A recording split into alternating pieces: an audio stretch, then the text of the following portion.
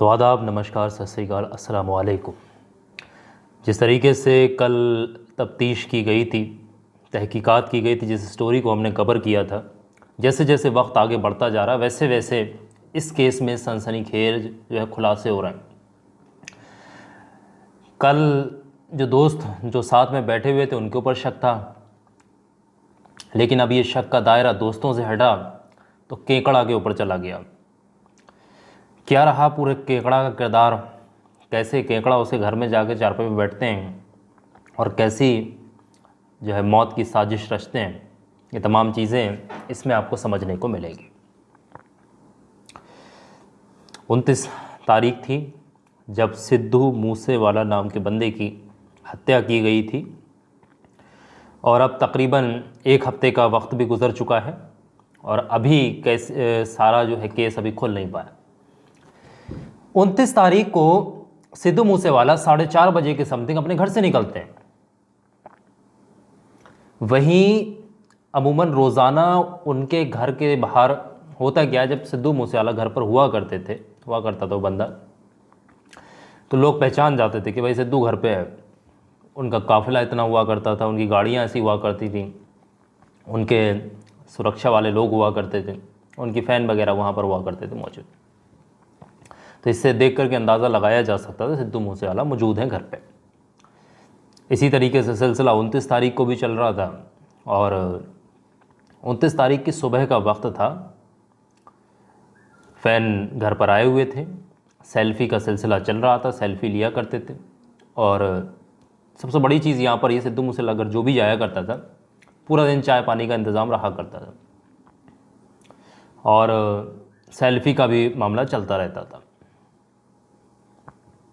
तो होता यह है कि उस दिन तमाम फ़ैनों के साथ एक केकड़ा नाम का शख्स भी अंदर जाता है घर में, मंजी पर बैठता है, वहाँ की चाय भी पीता है, सेल्फ़ी भी लेता है सिद्धू मूसेवाला के साथ। हालांकि केकड़ा जो है आसपास के शहर का ही बंदा है और मूसेवाला गांव में भी उसकी रिश्तेदारी है और कुछ दिन पहले उस मूसेवाला गांव में रह करके वो गया था। अब वो दोबारा से आया था, वो सारी चीज़ों पर नज़र रखे हुए था। घर में बातचीत चल रही थी कि भाई सिद्धू मूसेवाला आज अपनी मौसी से मिलने जा रहे हैं, ज़्यादा वक्त नहीं है, जो लोग मिलने आए फटाफट सेल्फ़ी ले लें, जिसको अगर लेना चाह रहा है, जिसको चाय पानी करना, मूसेवाला जा रहे हैं। तो ये बात केकड़ा के जैसी जहन में आई तो केकड़ा ने अपना दिमाग दौड़ाया और केकड़ा ने देखा कि सिद्धू मूसेवाला बिना बुलेट प्रूफ गाड़ी के थार में बैठ गए, गनमैन अंदर हैं और गाड़ी बाहर की तरफ बढ़ना शुरू हो गई है। केकड़ा के लिए इससे बेहतर अवसर नहीं था।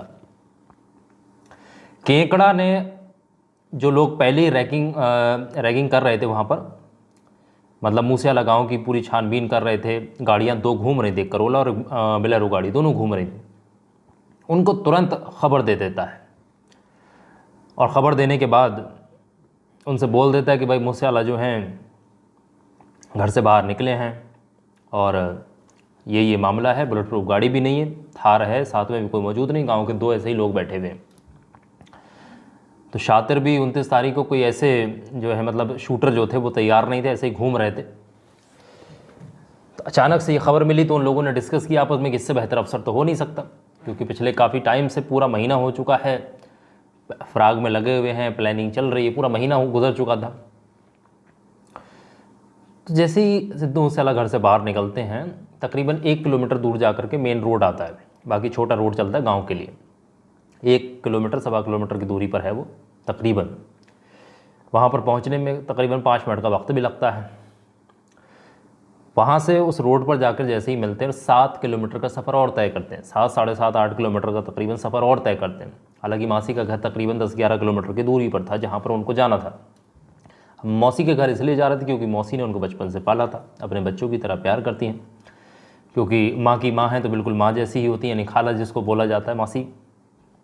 तो सिद्धू मूसेवाला को बेहद लगाव था उनसे, बड़ा प्रेम था। तो इसी सिलसिले में वो अमूमन जाया करते थे और वहाँ पर भी मूसेवाला की मासी के घर भी बड़ा फ़ैन की जो है तांता लगा रहता था, बड़ा वहाँ पर भी लोग आया करते थे। तो बहरहाल ये मेन इसमें जो बंदा है जिसने ये सुराख दिया, घर का कोई दोस्त नहीं निकला इसमें, कोई घर का ऐसा वैसा बंदा नहीं निकल पाया। मेन बंदा जो इसमें सामने आया, सबसे पहला बंदा जो गिरफ्तार किया गया, ये सबसे केकड़ा नाम का बंदा पकड़ा गया। केकड़ा ही ऐसा शख्स है जिसने इस वारदात की शुरुआत की, पूरी सुराख दी, घर की बाहर भेद सारा पूरा घर का उठाकर बहा दिया। तो केकड़ा ने इस पूरे काम सबसे, बाकी 8 शूटर और हैं जिनके नाम भी आ चुके हैं, तस्वीरें भी आ चुकी हैं। हालांकि बताया जा रहा है कि ये पंजाब और अलग अलग जगहों से इकट्ठे हुए थे, बड़ी प्लानिंग के साथ। 2 अलग अलग राज्यों से बुलाए गए, 2 यहाँ से, 2 वहाँ से, 2 पंजाब से, 2 पुणे से, 2 राजस्थान से, ऐसे अलग अलग जगहों से बुलाए गए लोग थे, ताकि पुलिस को उलझाया जा सके, मामला तफ्तीश जब तक हो, जब तक कि भागा जा सके। ये पूरी प्लानिंग थी। और ये मामला अब यहाँ तक पहुँच गया है कि उन 8 लोगों को पकड़ने के लिए पुलिस रात दिन एक कर रही, एक ज़िले की नहीं बल्कि बहुत सारे ज़िलों की पुलिस जो है लगी हुई है। तो बहरहाल अब ये बहुत जल्दी केस अब सामने आने वाला है, सारे के सारे पकड़े जाने वाले हैं। तो कुछ ही वक्त का टाइम जा रहा, या तो ये अपने आप को सरेंडर करेंगे, हालांकि ऐसे केस में जल्दी सरेंडर नहीं करते हैं लोग। यहाँ पर जब भी पकड़े जाएंगे मुठभेड़ होगी, और मुठभेड़ में 99% इन लोगों का इनकाउंटर होना तय है। ऐसे केस में हमने जितना भी देखा है इनकाउंटर वगैरह ही होते हैं, तो इस केस में इनकाउंटर होना मुझे लगता है ज़्यादातर पॉसिबिलिटीज़ है। बाकी किस तरीके से, क्योंकि जब वो पकड़े जाएंगे तो वो जवाबी कार्रवाई ज़रूर करेंगे, क्योंकि नॉर्मल इंसान नहीं है वो भी शातिर हैं, शूटर हैं। वो पुलिस के ऊपर जवाबी प्रहार करेंगे और पुलिस फिर हो सकता है कि मजबूरी में उनका इनकाउंटर भी कर दे। वो जैसी भी चीज़ें होंगी आगे खुलासा होता रहेगा, और कैसे कितना वक्त और लग रहा है ये पूरा केस खुलने में, तमाम चीज़ें आगे अपडेट आपको मैं देता रहूँगा। तो फ़िलहाल की इस कहानी में बस इतना ही है जो अपडेट है। केकड़ा का ताल्लुक़ से जो इसका नाम है, नाम लेते हुए भी हंसी आती, नाम तो केकड़ा सा, लेकिन अंजाम कितना बड़ा दिया है इसने। तो बहरहाल मिलता हूँ फिर आपसे आगे के अपडेट के साथ, तब तक के लिए अपना ख्याल रखिए, खुश रहिए, आबाद रहिए।